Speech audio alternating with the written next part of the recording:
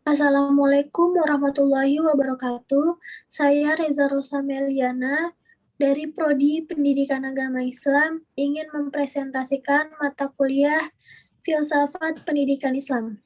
Yang bawakan adalah asas-asas pendidikan akhlak dalam filsafat pendidikan Islam. Next. Makna pendidikan dan akhlak. Istilah pendidikan secara bahasa dalam Kamus Bahasa Indonesia berasal dari kata dasar didik dan diberi awal menjadi mendidik yang artinya proses pengubahan sikap dan tata laku seorang atau kelompok orang dalam usaha mendewasakan manusia melalui upaya pengajaran dan pelatihan. Secara etimologis, istilah akhlak adalah bentuk jamak dari kata khuluq yang berarti budi pekerti, peragai, tingkah laku, dan akhlak atau disebut tabiat. Tabiat ini dilahirkan karena hasil perbuatan yang diulang-ulang sehingga menjadi terbiasa. Definisi akhlak menurut istilah para ahli. Menurut Imam Ghazali, dalam kitabnya Al-Ulumuddin, definisi akhlak adalah sifat yang tertanam dalam jiwa yang menimbulkan macam-macam perbuatan dan gampangan dan mudah dengan tidak memerlukan pemikiran dan pertimbangan. Menurut Ibnu Mashkawi, khulud atau akhlak adalah keadaan jiwa yang mendorongnya untuk melakukan perbuatan tanpa dipikirkan dan diperhitungkan sebelumnya. Dalam Al-Quran, surat Al-Qalam ayat 4, yaitu, dan sesungguhnya kamu benar-benar berbudi pekerti yang agung. Hadis yang diriwayatkan oleh Imam Bukhari dan Muslim. Sebaik-baiknya kamu yaitu yang paling baik keadaan akhlaknya. Dari ayat-ayat dan hadis di atas dapat dipahami untuk berkataan akhlak, khuluq, dan kholikun bisa diartikan dengan istilah budi pekerti atau peragai, tingkah laku, adab, kebiasaan, atau segala sesuatu yang sudah menjadi tabiatnya. Next. Tujuan pendidikan akhlak. Tujuan pendidikan akhlak menurut para ahli adalah sebagai berikut. Yang pertama, menurut Muhammad Ali Hasan, tujuan pokok pendidikan akhlak adalah setiap orang budi pekerti atau berakhlak, tingkah laku, berperagai atau beradat istiadat yang baik sesuai dengan ajaran Islam. Hasan Ali 11. Yang kedua, menurut Barmawi Umari, tujuan ilmu akhlak adalah supaya perhubungan kita dengan Allah dan dengan sesama makhluk tetap terpelihara dengan baik dan harmonis. Yang ketiga, Muhammad Atiyah Al-Abrashi, tujuan pendidikan moral dan akhlak ialah untuk membentuk orang-orang yang bermoral baik, keras kemauan, sopan dalam berbicara dan perbuatan, jujur dan suci. Menurut Ibnu Miskawai, tujuan pendidikan akhlak adalah terciptanya manusia yang berperilaku ketuhanan.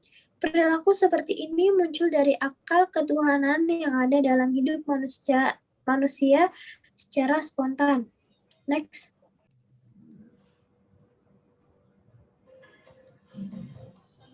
Prinsip-prinsip dalam falsafah akhlak dalam Islam.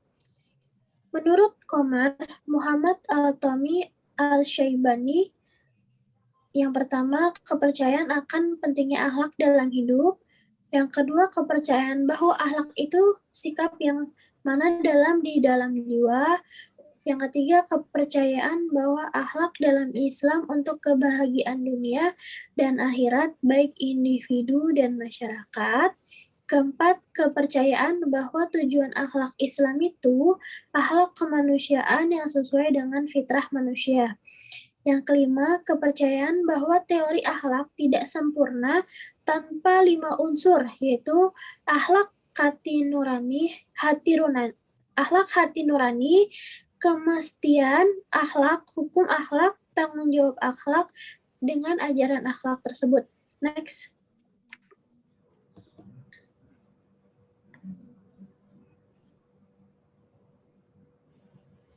Hati nurani akhlak atau moral conscience. Berdefinisi dorongan dalam atau kekuatan dalam yang mengawasi dari dalam perbuatan manusia yang nampak dari luar sehingga ia dapat menentukan terjadinya atau tidaknya perbuatan tersebut, atau perasaan jiwa dari dalam di mana terpantul perbuatan manusia sehingga ia dapat menghargai perbuatan-perbuatan ini dan ia sanggup apakah ia baik atau buruk. Paksaan akhlak. Tidak ada nilai bagi prinsip dan dasar-dasar akhlak jika ia tidak mengandung kesanggupan memaksa manusia mengikutinya, berpegang teguh dalam melakukannya, dan beramal sesuai dengannya.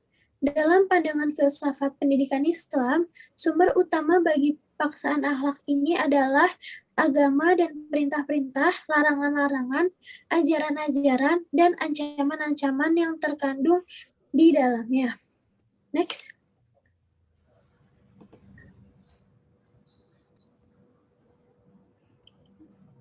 Hukum akhlak. Yang dimaksud dengan hukum akhlak yaitu menghargai nilai akhlak bagi perbuatan manusia sekedar unsur-unsur kebaikan dan keburukan yang terkandung di dalamnya, atau sekedar baik dan buruknya. Jadi, harus ada bagi hukum akhlak ini akhlak ini norma-norma atau kurang-kurang ukuran-ukuran yang menjadi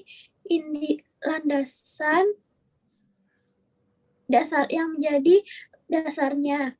Bagi seorang muslim, ini tidak boleh keluar dari prinsip-prinsip dan dasar-dasar akhlak yang umum dibawa oleh Islam dan terkandung dalam ajaran-ajaran, perintah-perintah, dan larang-larangannya. Next.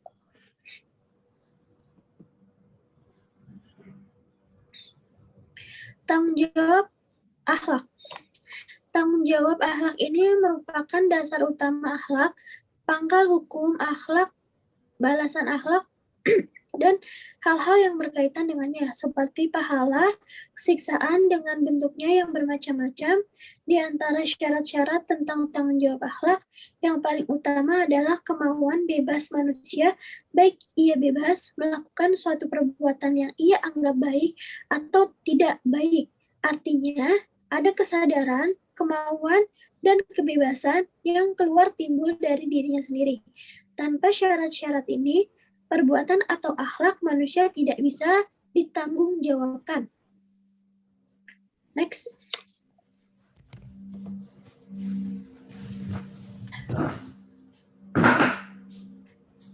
Ganjaran akhlak. Ganjaran akhlak itu, apakah itu ganjaran kebaikan ataupun keburukan, pahala ataupun siksaan, diberikan kepada pelaku akhlak karena adanya tanggung jawab akhlak dan hukum akhlak. Tanggung jawab akhlak, hukum akhlak, dan ganjaran akhlak berkaitan satu sama lain dan memiliki hubungan yang timbal balik. Apabila salah satu di antaranya ada, maka yang lain pun juga ada. Next.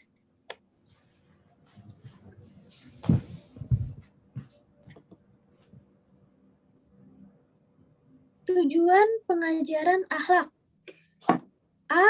Menumbuhkan pembentukan kebiasaan akhlak mulia dan beradat kebiasaan yang baik. B.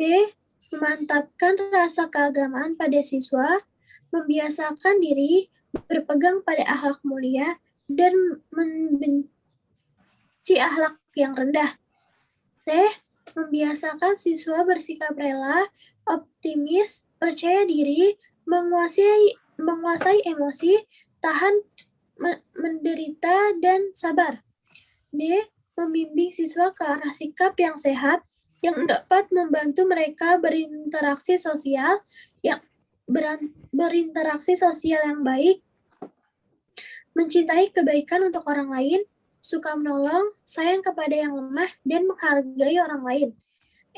Membiasakan siswa bersopan santun dalam berbicara dan bergaul baik di sekolah maupun di luar sekolah. F. Selalu tekun beribadah dan mendekatkan diri kepada Allah dan bermuamalah yang baik. Next.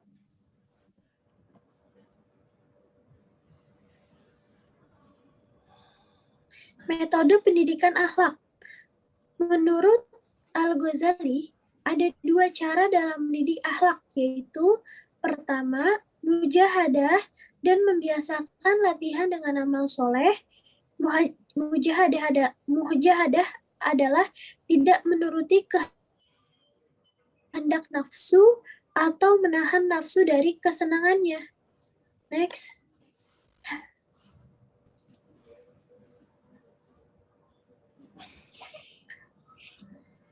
Next.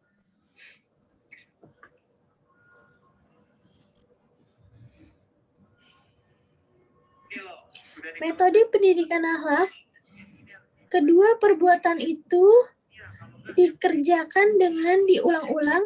Selain itu juga ditempuh dengan jalan yang pertama, memohon karunia lillahi dan sempurnanya fitrah atau kejadian agar nafsu salawat dan amarah itu dijadikan lurus, patah kepada akal dan agama.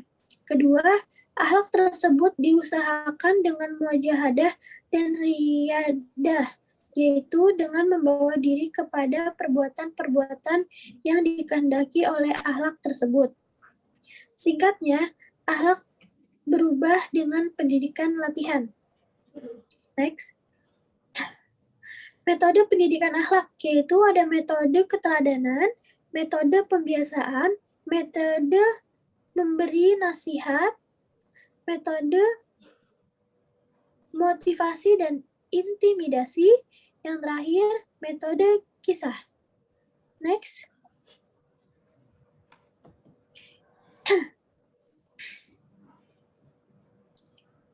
Yang pertama, metode keteladanan. Metode keteladanan yaitu suatu metode pendidikan dengan cara memberikan contoh yang baik kepada peserta didik, baik di dalam ucapan maupun perbuatan. Yang kedua, metode pembiasaan. Pembiasaan merupakan proses penanaman kebiasaan, sedangkan kebiasaan atau habit ialah cara-cara bertindak yang bersisten, uniform, dan hampir otomatis, hampir tidak disadari oleh pelakunya. Pembiasaan tersebut dapat dilakukan untuk membiasakan pada tingkah laku, keterampilan, kecakapan, dan pola pikir anak tersebut. Next. Yang ketiga, metode memberi nasihat. Abdurrahman Al-Nahlawi mengatakan bahwa yang dimaksud dengan nasihat adalah menjelaskan kebenaran dan kemaslahatan dengan tujuan menghindarkan orang yang dinasihati dari bahaya serta menunjukkannya ke jalan yang mendatangkan kebahagiaan dan manfaat. Yang keempat, metode motivasi dan intimidasi. Metode motivasi dan intimidasi dalam bahasa Arab disebut juga dengan uslub al-tahghib wa al-tahghib atau metode tahghib dan tarhib berasal dari kata kerja ragaba yang berarti menyenangi, menyukai, dan mencintai. Kemudian kata itu diubah menjadi kata benda, targhib, yang yang mengandung makna suatu harapan untuk memperoleh kesenangan, kecintaan, dan kebahagiaan yang mendorong seseorang sehingga timbulnya harapan dan semangat untuk memperolehnya. Dan yang terakhir, next. Dan yang terakhir, metode kisah.